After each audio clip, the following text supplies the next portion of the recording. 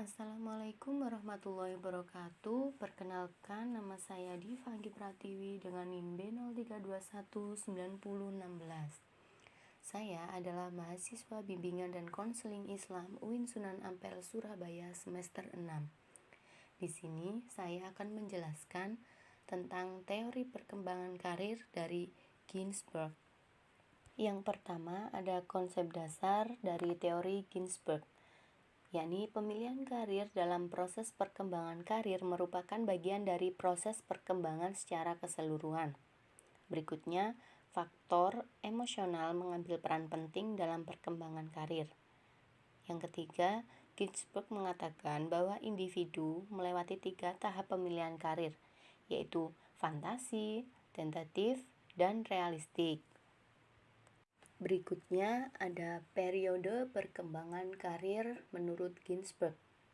Yang pertama, fantasi. Fantasi ini terjadi pada usia kurang dari 11 tahun, di mana pada masa ini anak-anak mulai mengembangkan pilihan karir melalui aktivitas yang dilakukan.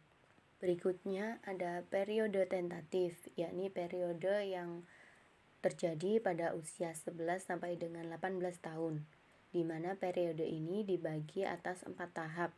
Yang pertama, tahap minat. Tahap minat ini terjadi pada usia 11 sampai dengan 12 tahun, di mana individu akan membuat keputusan yang lebih definitif tentang suka atau tidak suka. Individu tersebut akan cenderung melakukan pekerjaan atau kegiatan yang hanya sesuai minat dan kesukaan mereka saja. Berikutnya ada tahap kapasitas. Tahap kapasitas ini terjadi pada usia 13 sampai dengan 14 tahun, yakni masa di mana individu mulai melakukan pekerjaan atau kegiatan didasarkan pada kemampuan masing-masing. Berikutnya ada tahap nilai. Tahap nilai ini terjadi pada usia 15 sampai dengan 16 tahun. Tahap ini terjadi di mana minat dan kapasitas itu akan diinterpretasikan secara sederhana oleh individu yang mulai menyadari bahwa terdapat suatu kandungan nilai-nilai tertentu dari suatu jenis pekerjaan, baik kandungan nilai yang bersifat pribadi maupun serangkaian yang bersifat kemasyarakatan. Dan yang terakhir ada tahap transisi, di mana tahap ini berlangsung pada usia. Berikutnya ada periode realistis. Periode ini terjadi pada usia 18 sampai 24 tahun.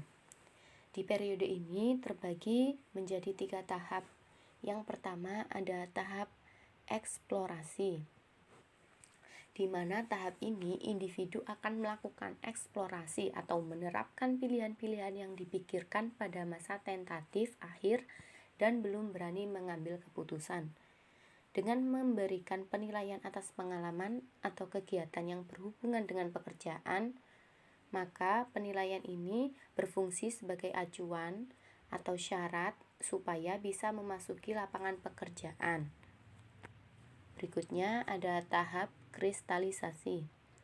Tahap ini adalah tahap penilaian yang dilakukan oleh individu terhadap pengalaman atau kegiatan-kegiatan yang berhubungan dengan pekerjaan, baik yang berhasil ataupun yang gagal, akan mengental dalam bentuk pola-pola vokasional yang jelas. Pada tahap ini, individu akan mengambil keputusan pokok dengan mengawinkan faktor-faktor internal dan eksternal dirinya. Berikutnya ada tahap spesifikasi. Tahap spesifikasi ini adalah tahap pilihan pekerjaan yang spesifik atau khusus. Pada tahap ini, semua segmen dalam orientasi karir yang dimulai dari orientasi minat, kapasitas, dan nilai, sampai tahap eksplorasi dan kristalisasi telah dijadikan pertimbangan yang matang.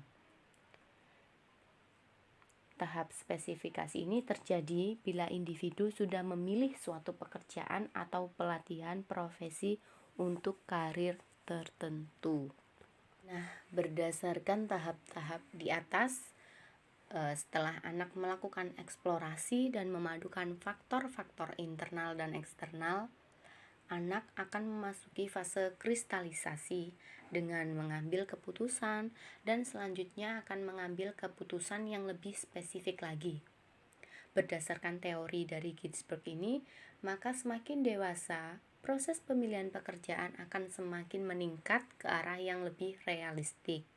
Dan yang terakhir, di sini ada kelebihan dan kelemahan dari teori perkembangan karir Ginsberg.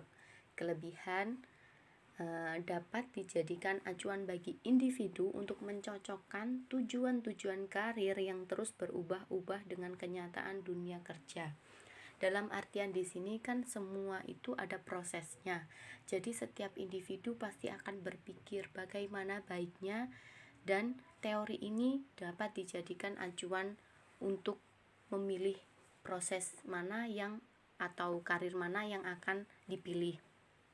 Berikutnya, kelemahan dari teori perkembangan karir Ginsberg.